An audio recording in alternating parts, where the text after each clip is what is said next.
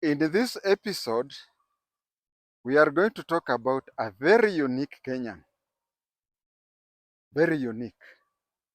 If I tell you a few things about him, you'll find that he's the first to do this or that, or he's the only one who has done this or that, and we have to celebrate him.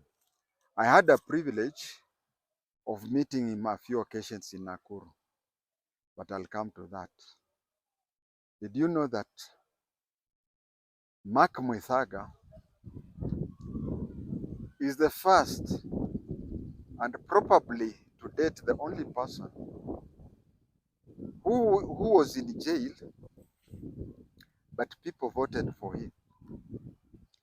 People of Nakuru town insisted that they wanted him. I even think it is twice. Uh, there was an election, he contested, he won.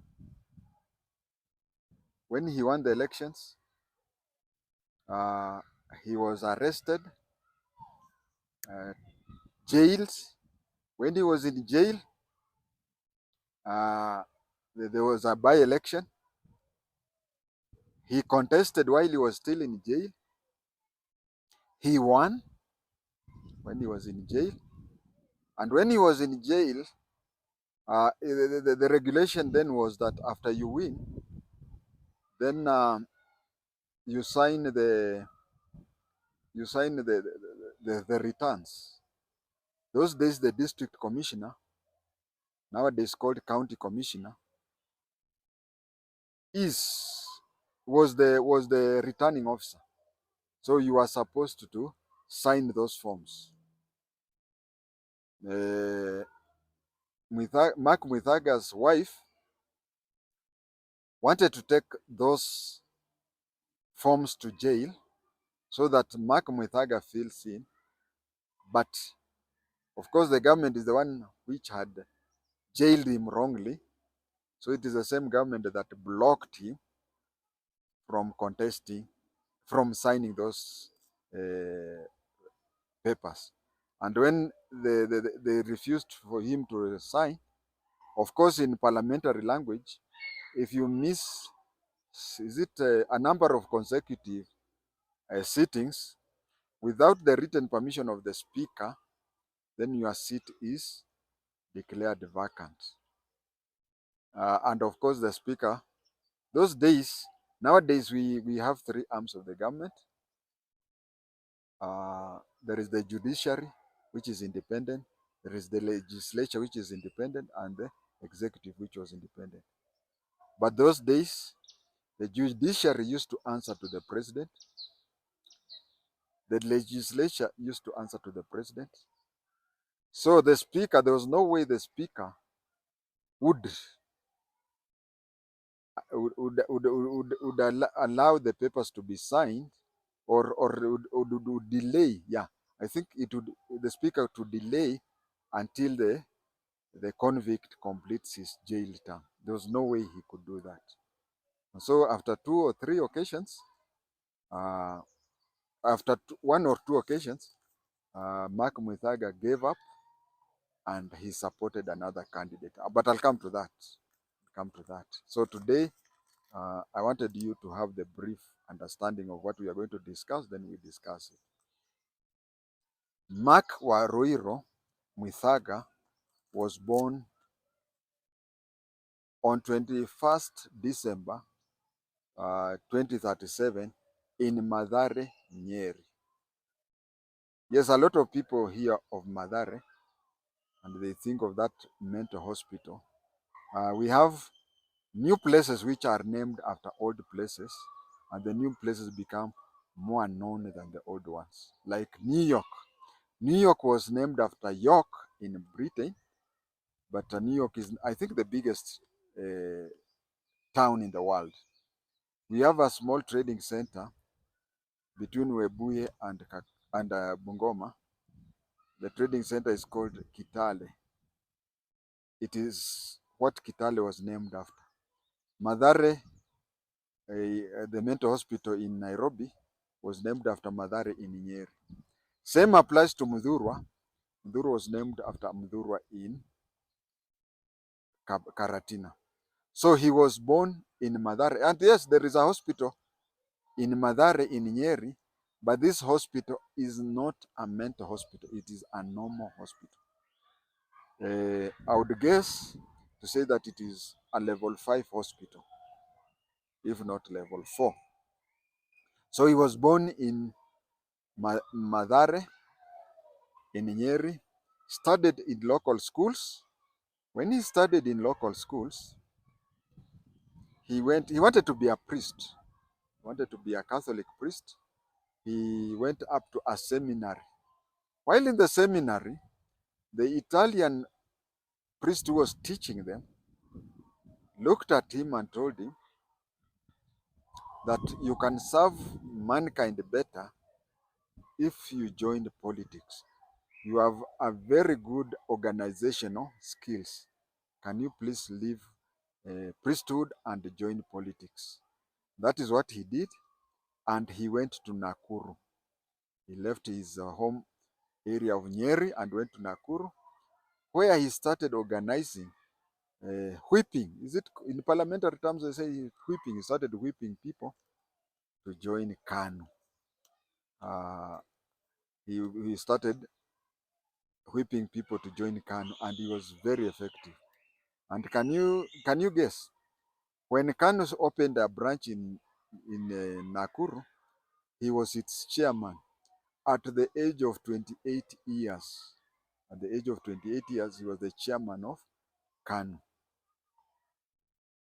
Uh, he was very close to two Nyerians.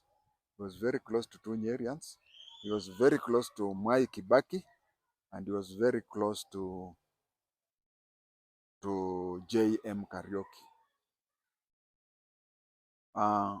If I'm not wrong, Kibaki was the best man in his wedding. So you can see how close they are. Kibaki remained in his Nyeri. Mark Mwithaga went to Nakuru, and J.M. Kariuki went to Nyandarua. He was so mindful about his people that even up to today, the elderly people in Nakuru still miss him. It happened in 1975 that J.M. Kariuki died, and the parliament started a parliamentary select committee to investigate the death of J.M. Kariuki. The chairman of the board of the parliamentary select committee was none other than Elijah Wasike Ohwamwangale. The vice chairman of that committee was Mark Mwithaga. They really investigated that thing, and you see, he had an interest because he was very close to J.M. Kariuki, and he really pushed for that. Of course, this thing did not please the government, and it did not please the Jomo Kenyatta government. When it did not please the Jomo Kenyatta government, and so one time in August 1975, he was arrested. He was arrested and charged with beating up his wife. He was charged with beating up his wife. That was August 1975, if I'm not wrong. Uh, he was charged with, with beating up his wife. What had happened is that previously there was a case of domestic violence. By domestic violence, I mean there's a time he had beat up his wife. And when the police wanted to arrest him, his wife withdrew the case. His wife withdrew the case. And according to Kenyan law, then and even today, if you harm somebody, so long as that person does not die, the person can forgive you. But if that person dies within 1 year, and one day of you harming that person, then irrespective of whether you are in jail for assault or anything, you will be taken there for murder. So there was a domestic violence. He had beat up his wife and she had complained and withdrawn the case, and the case had been forgotten. Then the government started looking for issues. I think one day I'll address this issue. Sorry, you people say I should not bring in other subtopics. The government, Kanu government used to keep all records of everybody. So when Mwithaga goes around and says that he destroyed document because he wanted to save JM Karaoke, that is neither here nor there. That one I'll address at a proper time, at a proper forum. But what I was saying is that we, the special branch, had all the information about everybody, every time, everywhere. So these people used to keep record, but they could not find anything wrong with Mark Mwithaga. His things were okay. So they went back to the case that his wife had withdrawn. They went and told her, they went and arrested him for that. And even when the wife was trying to say that we had forgiven each other, whatever, those were courts were just like what I'm seeing in Uganda today, with the so-called division court martial, sijui nini, mnakaa tu chini ya mti kama hii, and then a military man afunga mtu 30 years. Afunga mtu 30 years. So that is how the life was there. And Mark Mwithaga was very clever because he knew that to be very sincere, to be very frank, you have to make sure that all your things were in order. All your things are in order. That is why when Koigi Wamwere was first elected to parliament, of course in the same Nakuru district, Mark Mwithaga came and told him that there is a trap here people usually done.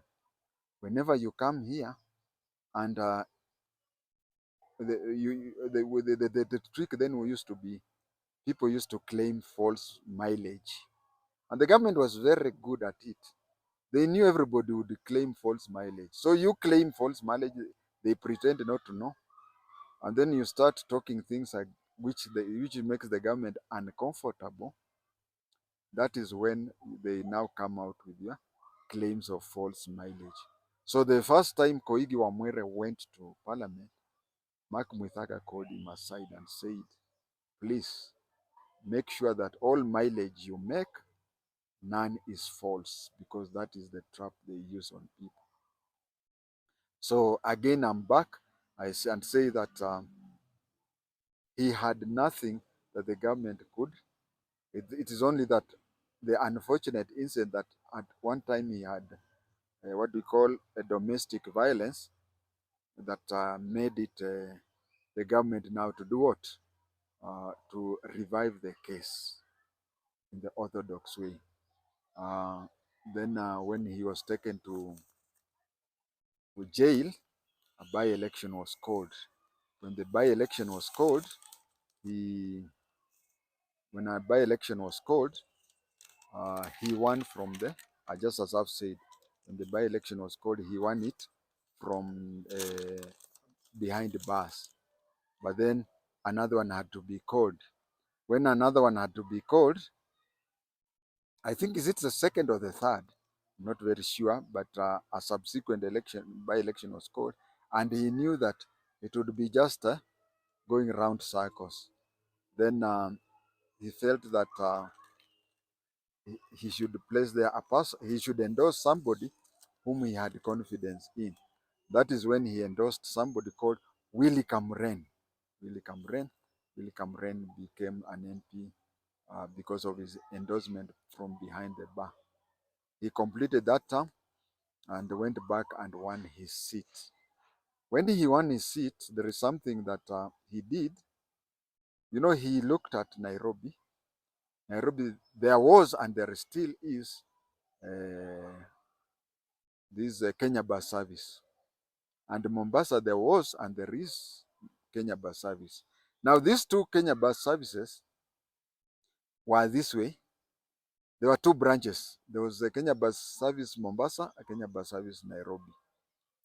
Uh, the municipal council in Mombasa had shares in the Kenya bus service of Mombasa, and the city council in Nairobi had shares in the Kenya bus of Nairobi. But the other shares of Kenya bus in Nairobi and Kenya bus in Mombasa, the other shares were OTC. OTC. OTC, these young people, you know about OTC, but you don't know what OTC is about. There used to be a company in Britain that was called Overseas Trading Company. Overseas Trading Company, that is why it was called OTC. And their bus station was where OTC is now.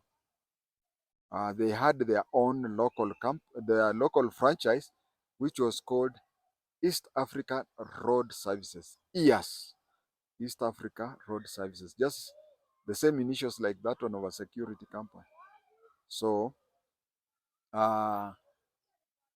he came up with an idea that why should we have a company like Kenya Bus, which is owned by an overseas trading company. He felt that Nakuru residents should have their own Kenya Bus services. So he started a cooperative company in Nakuru. And you see, cooperatives, he was so ambitious. He wanted them to have buses.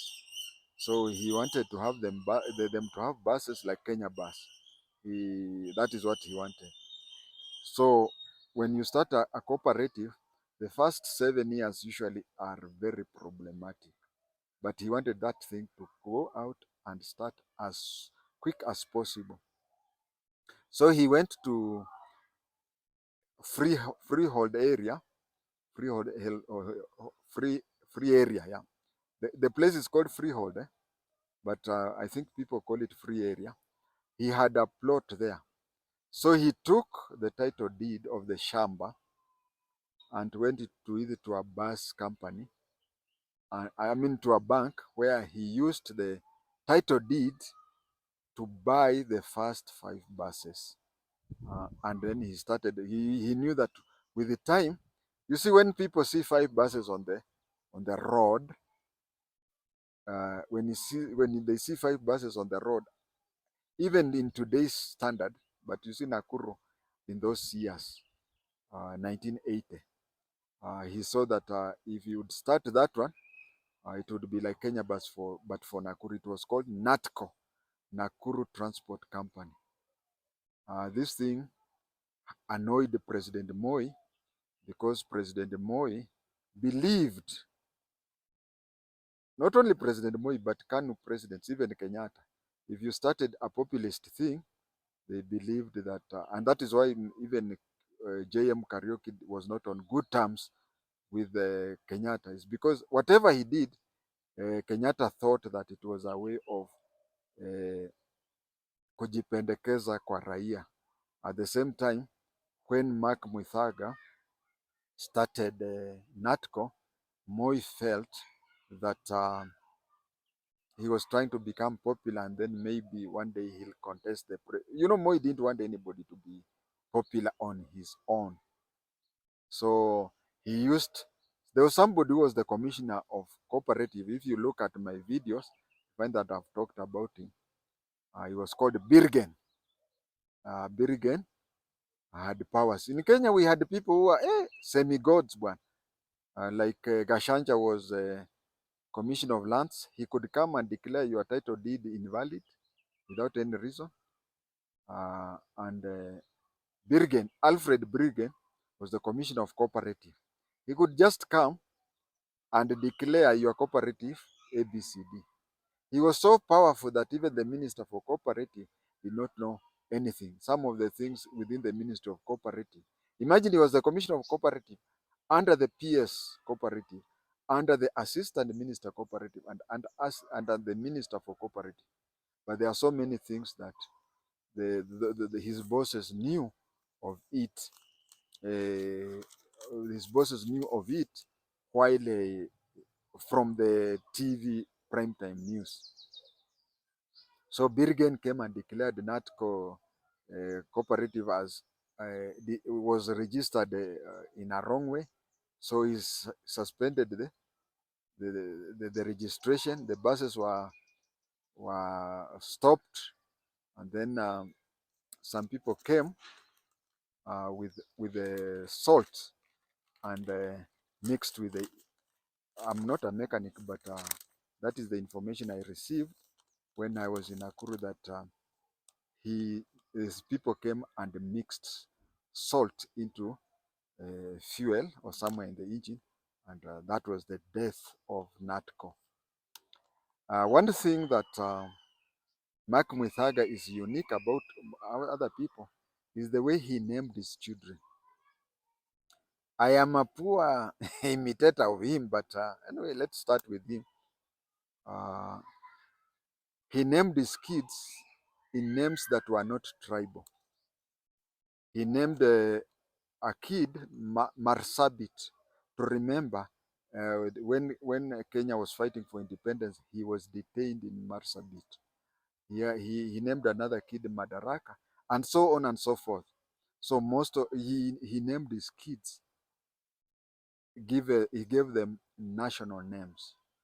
And why am I a poor imitator of him? I have a son who has a Bukusu name. I have another son with a Kikuyu name, and I have another son with a Luo name. Luo, Kikuyu, and Bukusu. So that is why I'm saying I am a poor imitator of him. Viewers, there is a lot you can talk about this great man, but as I finish off, I wanted to tell you about my interaction with him. Uh, there is the cathedral in Nakuru. We used to play. I, is it easy to, I don't know the difference between a piano and an organ or something. But he used to play that one in the church, in our church, Christ the King in Nakuru. I also used to meet him at social places, but for most of the time he used to keep off me because he knew my job. He knew that I was a special branch officer. So whenever I would go to a bar and find him, I'd go and greet him. But you see, it is something that we came to. So I don't know whether even after he died, whether he knew what was happening, because whenever he could see me, he would go to the counter and tell the lady on the counter that let him drink as much as he wants, and then he will sign the receipt. I'll come to pay tomorrow. Uh, of course, by then I used to, and actually, alcohol is what cost me my job. But whenever I used to meet him, I would just know that between now and today's alcohol is taken care of, but he used to keep off me, most likely because he knew I was in the intelligence. That one happened until when I was sacked, and it became news in Nakuru that I've been sacked for being a member of the DP. We became very close, and of course, after the election of 1992, I was immediately sacked and left Nakuru, never to have seen him again. I can assure you that in heaven, as I speak, or as I record this, or as you view this video, in heaven there is an angel. Imagine somebody thinking the unthinkable, somebody thinking of starting a bus company like City Hope. Nowadays we have City Hope, we have NYS, which is gone, and others apart from KBS. He started that one in Nakuru, but he was undermined, and that is why it never occurred. Nakuru people, why don't you revive NATCO? kazi kwenu.